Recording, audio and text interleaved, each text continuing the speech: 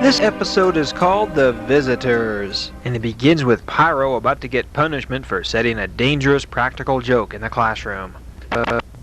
Pyro, get over here. Okay. Yes, teacher?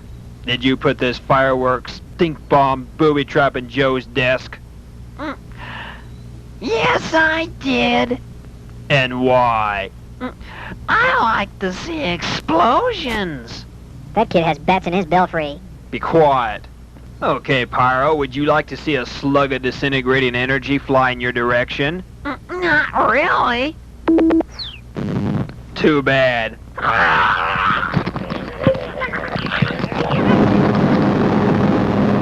Boy, you really gave it to him that time. Of course I did. I've had it up to here with his practical jokes. You and me both. Last week he propped a big old bucket full of applesauce over the computer room door. Oh, I remember that.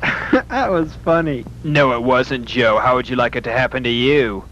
Well, now that I think about that stink bomb, I guess it wasn't so funny. Some of his practical jokes are downright dangerous. Okay, shall we continue with our algebra lab? Okay. Teacher, when are you going to take that cap off the chunker's mouth? 1 hour ago. The cap stays on for the rest of the day. I'm in no mood to take his lip today. I can tell when the chunker's in one of his rebellious moods. And if I was to take that cap off his mouth, I'd probably almost certainly have to reduce him to a crystal. He can get very little algebra done in that condition. Yeah, I see your point. Okay, everybody get to your algebra. A little bit later after the algebra lab. Yeah, I can tell from these papers you all handed in algebra that you're doing pretty good. Even the chunker's managing to make a C. Okay. All right, the next hour is study hall. You can all study on whatever you want to. Just keep it down. What do you want, Frib? Can I read my science fiction book? Frib, I suggest you get to work on that essay I told you to write. So I really do have to write on that, don't I? Yes, you do. And every time you give me a goofy remark when I'm trying to conduct class, you'll get another writing assignment for each remark you give me. I suggest you get to work on it. Yes, sir. What are you doing at the window, Jim? There's some guys coming toward the door. Some guys coming. I've never seen them before. Okay, get to your chair. Okay. I wonder who they are. Yes, can I help you? We're from the UCLU, the United Civil Liberties Union. Yes, what would you like? We're here to see if anybody's rights are being violated. Well, go ahead and come on in, but keep in mind this is a classroom situation, and the students are subject to my authority. We shall see. Can you answer a few questions? I'll try. We understand that you are a robot. Sir, that is incorrect. I am a Model 5 instructor android. How many breaks do the students get a day? The students get 5 breaks a day, including lunch. That is a little restrictive. And how long is class a day? Class begins at 8 o'clock and ends at 4:30. My, that is awful long. In school system 6, class starts at 10 o'clock, lets out at 2, and they get 6 breaks a day. Yes, I am aware of that, and School System 6 happens to turn out some of the most functionally illiterate students in this whole nation. That is not relevant at this time. We are only discussing students' rights. Okay, do you grade on the curve or on an absolute scale? We have always graded on the absolute scale here. Write that down, Theodore. This institution no doubt will flunk some students. Yes, sir. Fantod is the name. Mr. Fantod, what do you expect us to do when a student does not perform up to standards? Well, if you were to grade on the curve, you would not have to worry about that. Each person would graduate. Even if they've missed 8 out of 10 questions? It's all relative, my boy. Now, let's have a look at this room here. Oh, that's the computer room. Aha, mark it down, Theodore. They have no cushions on the chairs, depriving the students' rights of comfort. Yes, sir. Fantod. Let's have a look at this other room over here. What is the purpose of this room? It's almost empty. That's the multi-purpose discipline room. Discipline? What kind of discipline are you referring to? I mean, if a student gets out of line and he earns the appropriate punishment, he is sent into that room and given the correction he deserves. Punishment? I assume you're talking about a counseling.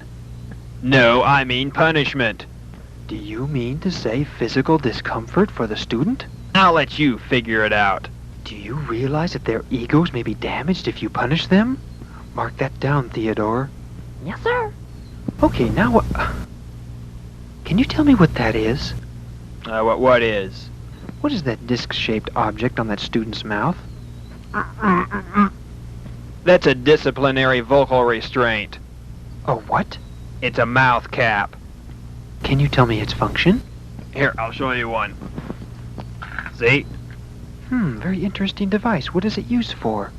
If one of these students gets mouthy or tries to give me any lip, I stick it on his mouth and he can't talk. I don't believe it. You really mean it? As you see, it works very effectively. And as you see, only I can remove them. How dare you assault an official of the UCLU? You mean you actually put those on their mouths? I hope you know that's depriving them of their right of freedom of speech and expression. Put that down, Theodore. Yes, sir. At any rate, let's move on. What is that object there? What object? That crystalline object in that chair. Oh, that's one of our students, Roger Pyromian. Come again? That's Roger Pyromium. I'm sorry, I do not understand. Oh, I'm sure glad that's over with. Jiminy Cricket, what was that? That crystal turned into a person. Well, let me explain. We have various forms of punishment in this classroom, and one of them is the reducing ray. A what? It's a discipline instrument that I use against students who really deserve punishment. For example, a couple days ago I caught the chunker trying to beat the tar out of Jim Yazzie. That looks terrible, that cap on his mouth. I must insist that you remove it. His freedom as an individual to express it... The cap stays on. Very well. Write that down, Theodore. Yes, sir.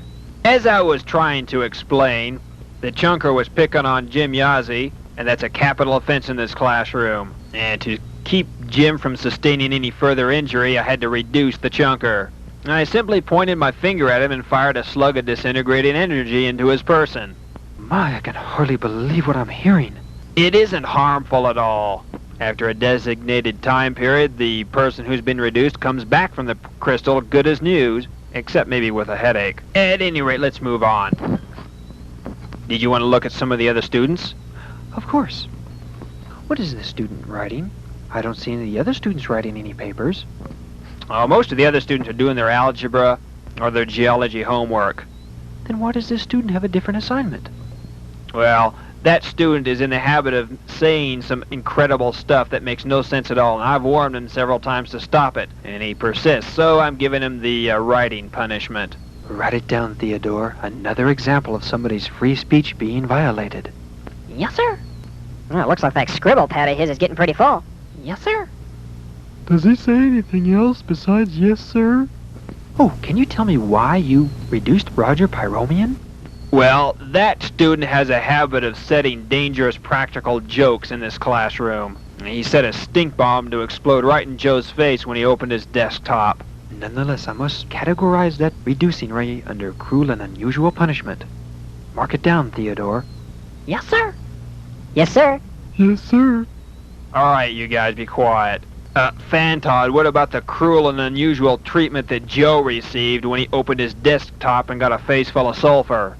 I'm sorry, but that is irrelevant in this case. We are only interested in students' rights. Now, shall we continue? Okay, what do you want, Chunker? Excuse me, sir, I gotta go see what one of our students wants. Let me get that cap off your mouth so I can understand what you're saying. You wanted me to remind you to give me the putty ball torment at 2 o'clock. Oh, it is 2 o'clock, isn't it? Well, go ahead and go into the multi-purpose room. You'll find the cubic foot of putty there waiting for you. Yes, sir. Okay, sorry about the interruption. Where's that student going? He's going into the multi-purpose room to get his just dessert for extorting Fred's lunch money and giving him a black eye on top of it. What is he doing? I'm giving him the putty ball torment. That is a punishment wherein the offending student has to take a cubic foot of silly putty and make little pea-sized balls of putty out of it until the whole thing's used up. My, that must take lots of time. It usually takes between 2 and 4 hours. My, that is a lot of class time that he will be missing. Mark it down, Theodore. This school practices discrimination. All are not given equal time and chance to get their work done. Again, you have deprived the student of his rights. Well, what am I supposed to do when he goes ripping people off their lunch money and beating the tar out of them? You must learn to approach these things in a positive light. If you will only educate them properly, they would not do such things. Do you realize the potential? I can take a criminal and educate him and rehabilitate him, and you know what I'll have when I get done?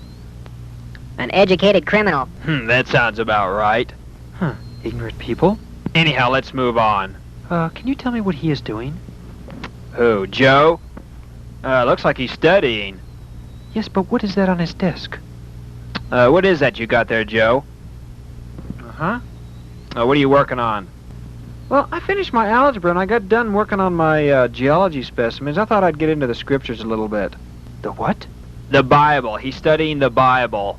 Well, my, that is not allowed in school. What? Never mind, Joe. He is imposing his beliefs on the rest of the class by reading that Bible. Have you been praying, too? Sometimes. Especially before a test. Even if it's one of those big algebra, I don't need any excuses. You are not allowed to read any religious literature in class, or even mention it in the presence of other students. Yeah, but what about freedom of speech like you were saying? Let's not get off the subject. Instructor Android, you know that our organization imposes stiff fines and penalties if religion is found in the school system. What do you mean, your organization? What kind of power do you have anyhow? Oh, we have a whole battery of lawyers that can twist words into figure eights and make wrong seem right and right seem wrong. How dare you interrupt me? You are violating the rest of these students' rights by reading that Bible, and especially if you pray at any time. You know that it's not legal. Why, if I was a judge, I would sentence... Mr. Fantot, I've got one other little thing I want to show you. Very well. We'll deal with you later. Whatever. Don't worry about it, Joe. Mark that down good, Theodore. Yes, sir? Okay, this is our transport chamber. That's a fascinating piece of equipment. It looks like it could hold the whole classroom. Well, that's what it's for. We use it to go on field trips to distant locations. You can go ahead and step up into it if you want to have a look. I think I will. Come, Theodore. Mark everything down that you see. Yes, sir? This is fascinating. These ray projectors on the ceiling. Can you inform me as to their principle of operation? Well, Mr. Fantot, I can't exactly describe their function because it'd take all day, but I can give you a demonstration. And how? See you later. Hey, what are you doing? Hey, what's happening?